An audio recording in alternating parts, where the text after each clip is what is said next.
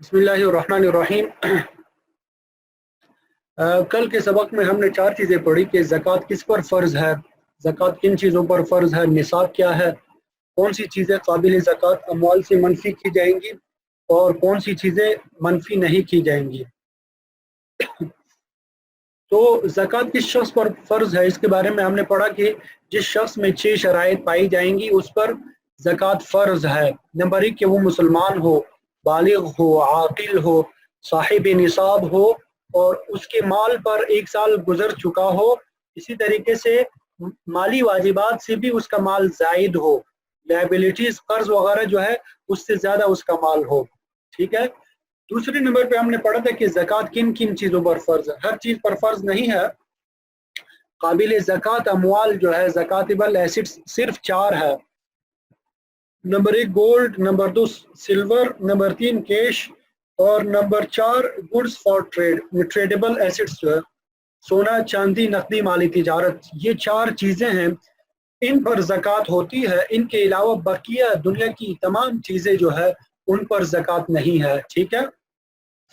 अलबत्ता इसमें मैंने ये भी कल बताया था कि याद रखना है कि हम तिजारती अमवाल की बात कर रहे हैं, एग्रीकल्चर की बात नहीं कर रहे।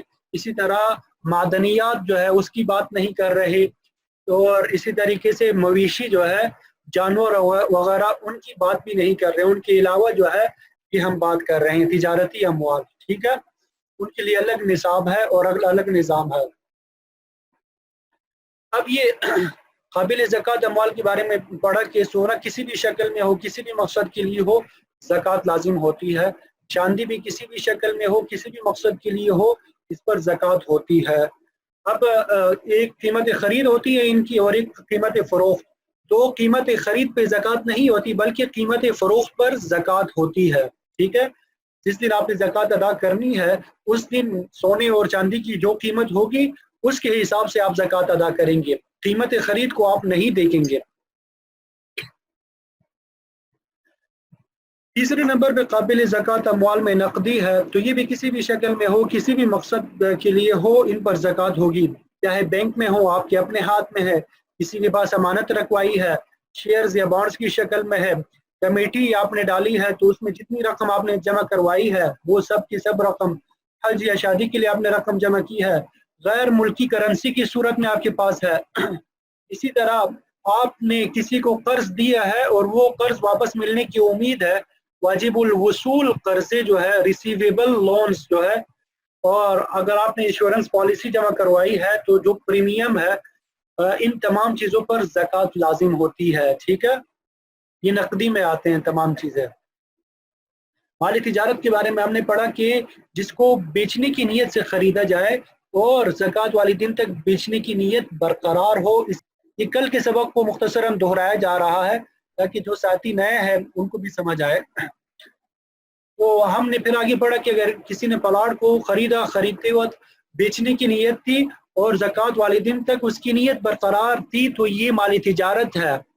एक बंदे ने कोई चीज़ खरीदी इस्तेमाल के लिए, बाद में उसकी नीयत तब्दील हो गई तिजारत के लिए, तब ये माली तिजारत नहीं है, क्योंकि पहली शर्त नहीं पाई जा रही माली तिजारत की कि खरीदते वक्त भी नीयत करना ज़रूरी है कि बेचने की नीयत करना ज़रूरी है।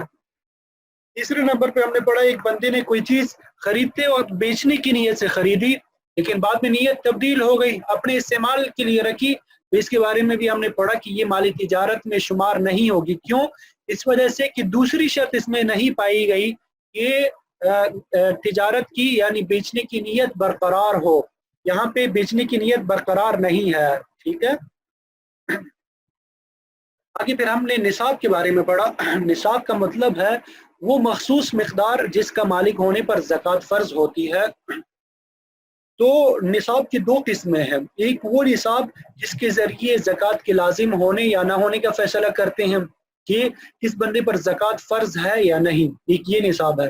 दूसरा निसाब वो है जिसके ज़रिए ज़कात लेने के लिए मुस्तहिक होने या ना होने का फैसला किया जाता है कि कौन मुस्तहिक ज़कात है, कौन मुस्तहिक ज़कात नहीं है।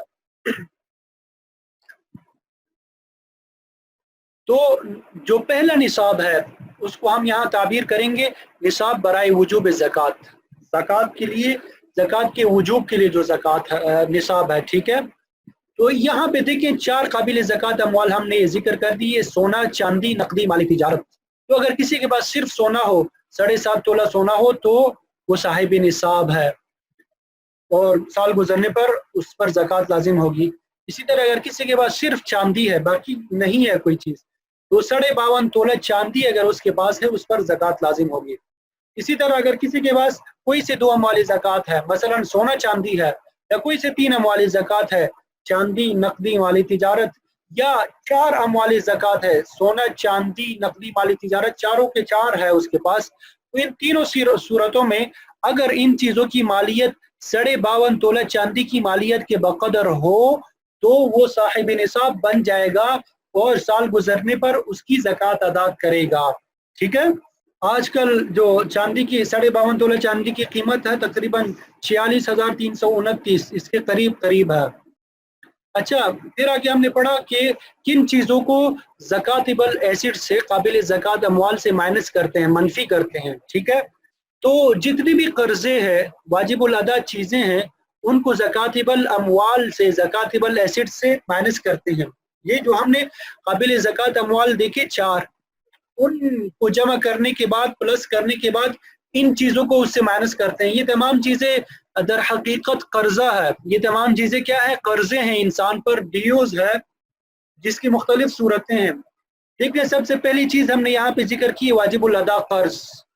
دوسرے نمبر پہ کسی نے کمیٹی ڈالی اور اس کی کمیٹی نکل آ چکی ہے، کمیٹی اس کو مل چکی ہے، بقیہ جو قسطیں ہوں گی اس پر قرض ہے، یہ بھی مائنس کرے گا۔ یوٹیلٹی بلز ہے، اسی طرح بجلی کا بل ہے، گیس کا بل ہے، ایجوکیشن فیس ہے، یہ تمام کے تمام بل جو ہے، فون کا بل ہے، یہ سب یوٹیلٹی بلز میں آتے ہیں۔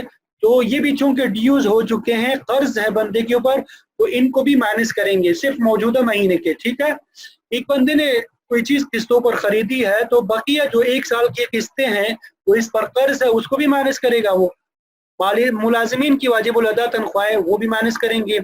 اسی طرح مکان، دکان کا واجب الادا جو کرایہ ہے اس کو بھی مائنس کرے گا۔ واجب الادا ٹیکس ہے وہ بھی مائنس کرے گا۔ اگر گزشتہ سالوں کی زکوٰۃ اس نے ادا نہیں کی تو ان چیزوں کو بھی کیا کریں گے؟ مائنس کریں گے۔ نمبر 9، بیوی کا مہر ادا نہیں کیا اور ادا کرنے کی نیت ہے تو مائنس کریں گے، اگر ادا کرنے کی نیت نہیں ہے تب یہ مائنس نہیں کریں گے۔ ٹھیک ہے، تو یہ ان کو لائبلٹیز کہا جاتا ہے، وہ جن کو مائنس کیا جاتا ہے۔ ایک تو زکاتبل ایسڈس ہو گئے جو ہم نے 4 پڑھے، اور ان کو کیا کہیں گے؟ لائبلٹیز، جن کو زکاتبل ایسڈس میں سے ہم نے مائنس کرنا ہوتا ہے۔ تو آج کا سبق یہاں سے شروع ہوگا، آج کا سبق اصل میں یہاں سے شروع ہونا ہے۔ آج کے سبق میں ہم پڑھیں گے کہ زکوٰۃ کا حساب لگانے کی تاریخ کیا ہے۔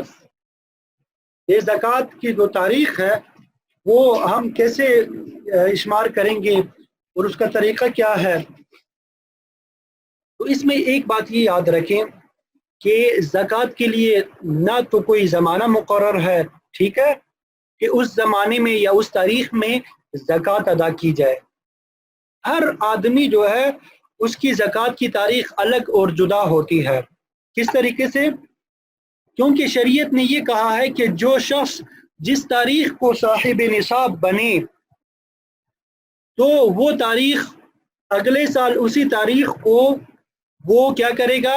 اپنی زکوٰۃ کو کیلکولیٹ کرے گا، جمع کرے گا اور نکالے گا۔ مثلا ایک شخص کے پاس یکم محرم الحرام کو اتنی مقدار میں رقم آ گئی کہ وہ صاحب نصاب بن گیا، اگلے سال یکم محرم الحرام کو وہ اپنی زکوٰۃ کو کیا کرے گا؟ حساب کتاب کرے گا، زکوٰۃ کی حساب کتاب کرے گا اور زکوٰۃ ادا کرے گا۔ بعض لوگ یہ رمضان المبارک کو کیا کرتے ہیں؟ زکوٰۃ کی تاریخ کے طور پہ مقرر کرتے ہیں۔ تو یاد رکھیں، جن افراد کو یہ معلوم ہے کہ میری زکوٰۃ کی تاریخ فلانی ہے تو اب ان کے لیے زکوٰۃ کی فضیلت رمضان کی فضیلت حاصل کرنے کے لیے رمضان میں تاریخ مقرر کرنا زکوٰۃ کی یہ درست نہیں ہے، بلکہ جو تاریخ ان کی ہے زکوٰۃ کی، اسی تاریخ کا حساب کرتے ہوئے وہ زکوٰۃ ادا کر دیا کریں۔ البتہ اتنی بات کی گنجائش ہے کہ وہ وقتاً فوقتاً ہر مہینے کچھ نہ کچھ زکوٰۃ ادا کیا کرے، اور کچھ زکوٰۃ جو ہے وہ رمضان کے مہینے میں ادا کرے۔ ठीक है, लेकिन हिसाब किताब अपनी तारीख ही पे करना होगा। ज़कात का हिसाब किताब जो है अपने साहिब निसाब होने वाले तारीख ही में करना होगा। अब बाज़ लोग ऐसे भी होते हैं अमूमन जिनको पता ही नहीं होता कि मेरे यानी साहिब निसाब बनने की तारीख कौन सी थी, लोगों अक्सर को पता ही नहीं होता। तो पहले तो कोशिश करे कि वो मालूम करे कि मेरी ज़कात की तारीख कौन सी है, कब पहली मरतबा में साहिब निसाब बना। अगर मालूम ना हो सकता हो तो अब वो क्या करे, कोई एक तारीख मुकर्रर कर दे, इस्लामी तारीख, ठीक है, हिजरी तारीख मुकर्रर करनी है।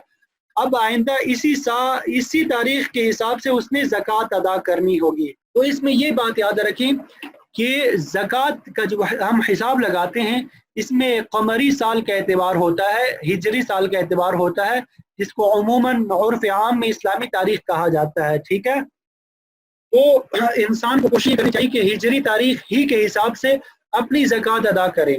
हिसाब करने और इंतज़ामी सहूलत के लिए अगर ज़कात की अदायगी शमसी तारीख यानी अंग्रेज़ी तारीख से करना चाहे तो उसकी भी गुंजाइश है, लेकिन ज़कात का हिसाब कमरी तारीख से ही करेगा।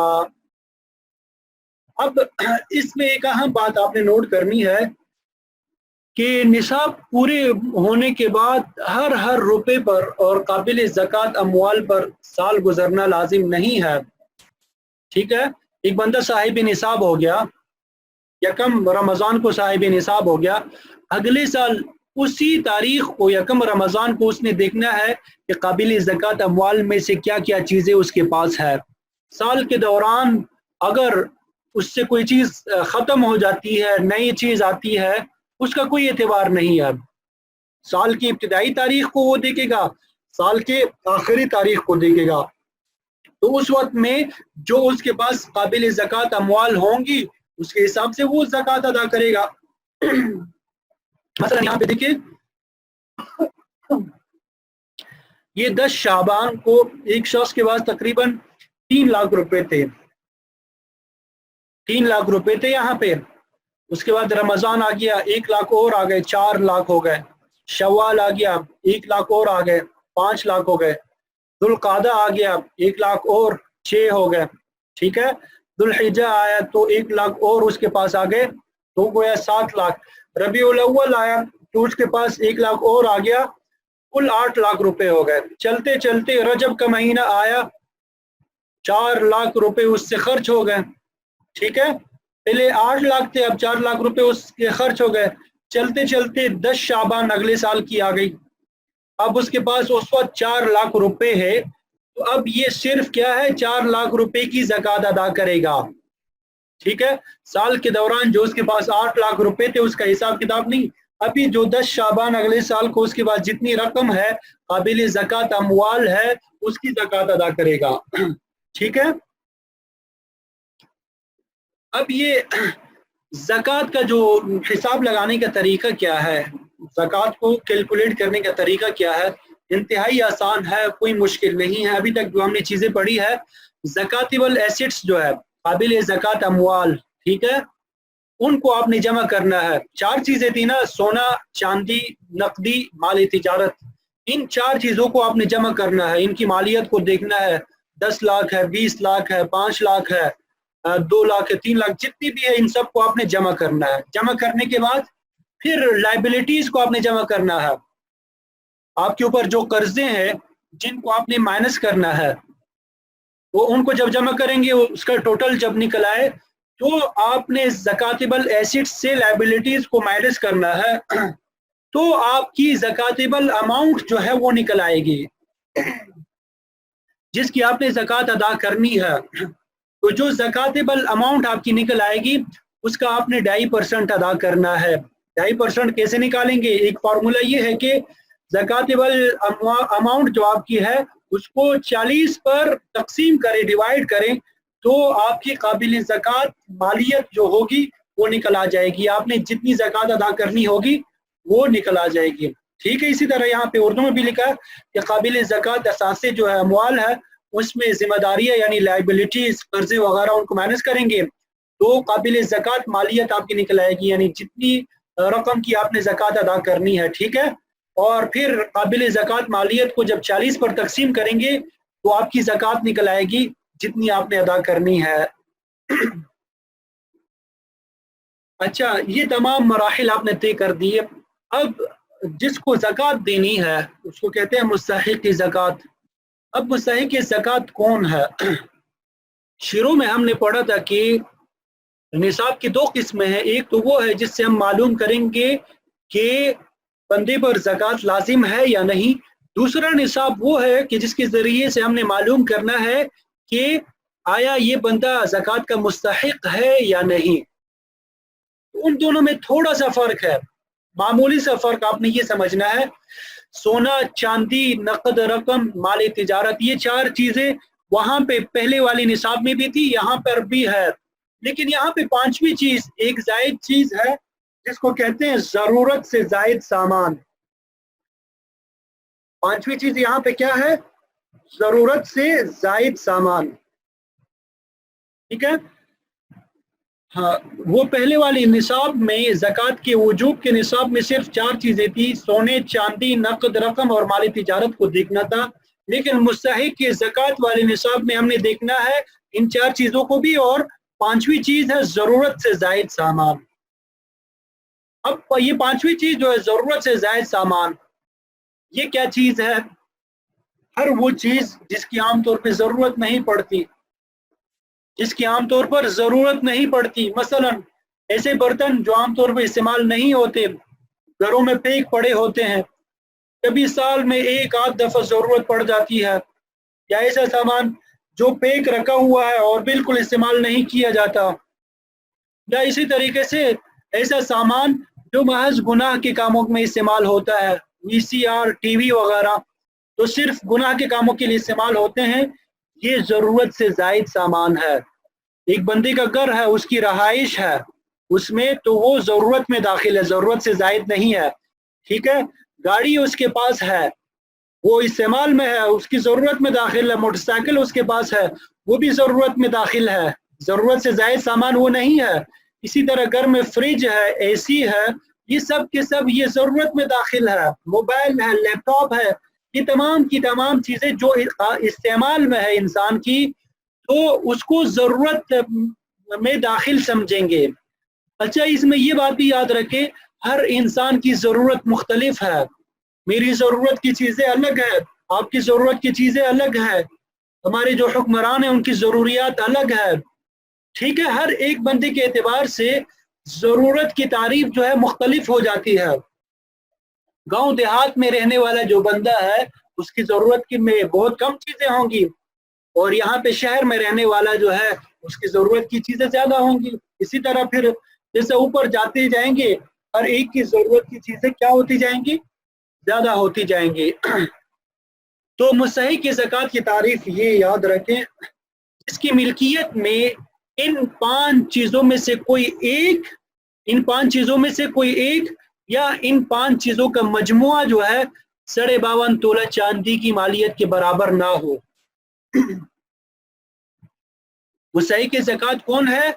جس کے پاس یہ پانچ چیزوں یعنی سونا، چاندی، نقدی مالی تجارت اور ضرورت سے زائد سامان کا مجموعہ چاندی کے نصاب کے برابر نہ ہو، 52.5 تولہ چاندی کی مالیت کے بقدر، اس کے بعد سونا، چاندی، نقدی مالی تجارت اور ضرورت سے زائد سامان، ان میں سے کوئی چیز بھی نہیں ہے، ان میں سے کوئی ایک یا ان سب کا مجموعہ بھی اس تک نہیں پہنچتا، تو وہ مستحق زکوٰۃ ہے، اس کو آپ نے زکوٰۃ دینی ہے۔ یا ایک بندے کے پاس یہ اس کی ملکیت میں 52.5 تولہ چاندی کی مالیت کے برابر میں ان پانچ چیزوں میں سے کوئی چیز ہے یا ان پانچ چیزوں کا مجموعہ موجود ہے، لیکن وہ اتنا مقروض ہے کہ قرض کی مالیت اس کی ملکیت میں موجود سونا، چاندی، نقد رقم، مالی تجارت اور ضرورت سے زائد سامان کی مجموعی مالیت سے زیادہ ہے، تو وہ بھی مستحق ہے، اسے بھی زکوٰۃ دے سکتے ہیں۔ یعنی ایک بندے کے پاس 52.5 تولہ چاندی کی مالیت کے بقدر ان پانچ چیزوں میں سے کوئی ایک چیز یا ان پانچوں کا مجموعہ موجود ہے، لیکن وہ مقروض اتنا ہے کہ وہ قرضہ اگر اس کے ساتھ ملایا جائے ان پانچ چیزوں کے ساتھ تو وہ قرضہ زیادہ ہو جاتا ہے اور یہ چیزیں کم پڑ جاتی ہے، تو وہ بھی کیا ہے؟ مستحق زکوٰۃ ہے۔ اس کو بھی آپ زکات دے سکتے ہیں۔ اچھا، اس میں آپ یہ یاد رکھیں کہ آپ نے کسی کو زکات دینی ہے تو اس میں یہ یاد رکھیں کہ ایک گھرانہ ہے پورا، اس میں بیٹا بیٹی یہ بھی ہوتے ہیں، شوہر بیوی ہوتے ہیں۔ بعض اوقات بیوی کی ملکیت میں زیور موجود ہے لیکن شوہر کی ملکیت میں کچھ نہیں ہے، ٹھیک ہے؟ تو سب کی ملکیت کا الگ الگ اعتبار ہوگا، سب کو ملا کر آپ نے اس کا حساب کتاب نہیں کرنا۔ شوہر کو آپ نے زکات دینی ہے تو اس کی ملکیت کا اعتبار کرتے ہوئے آپ نے زکات دینی ہے۔ اگر بیوی کو زکات دینی ہے اس کی تو اس کی ملکیت کا الگ سے اعتبار ہوگا، ٹھیک ہے؟ کسی بالغ بیٹے کو دینی ہے یا بیٹی کو دینی ہے تو اس کی ملکیت کا اعتبار کرتے ہوئے آپ نے زکات دینی ہے۔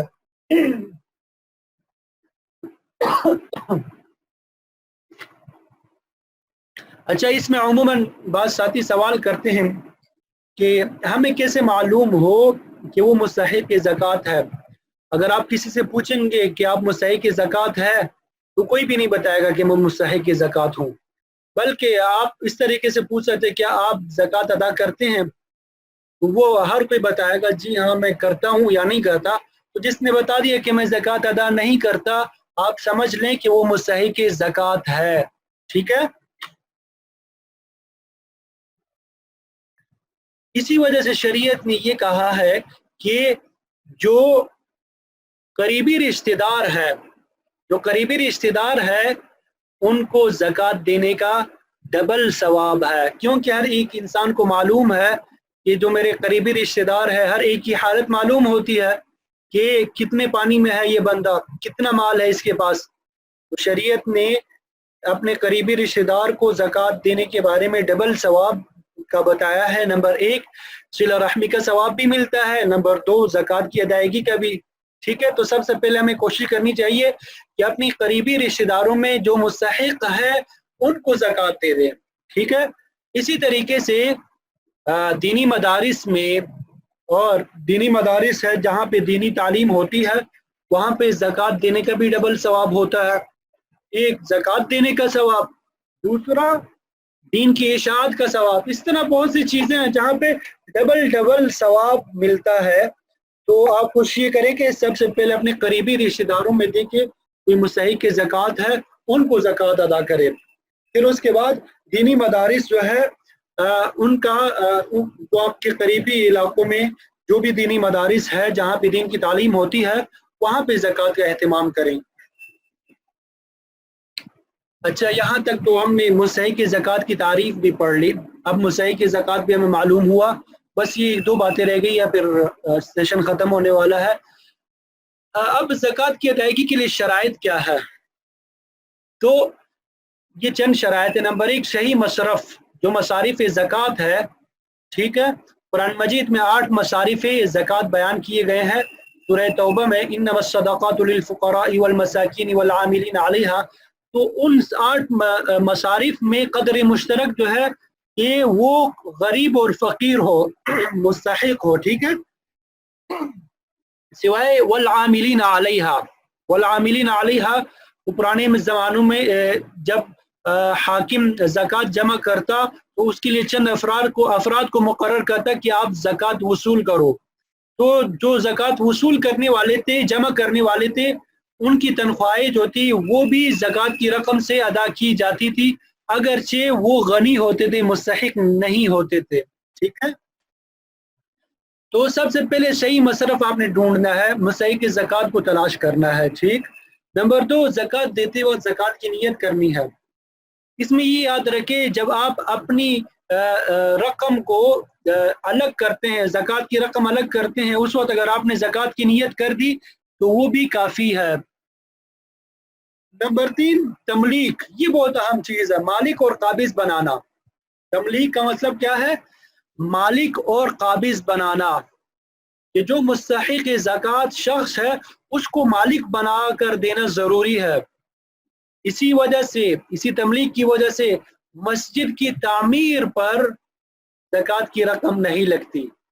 آپ نے دیکھا ہوگا کہ مسجد والے زکات جمع نہیں کرتے کیونکہ مسجد کی تعمیر پر زکات نہیں لگتی، کیونکہ اس میں مالک بننے کی صلاحیت ہی نہیں ہے، ٹھیک ہے؟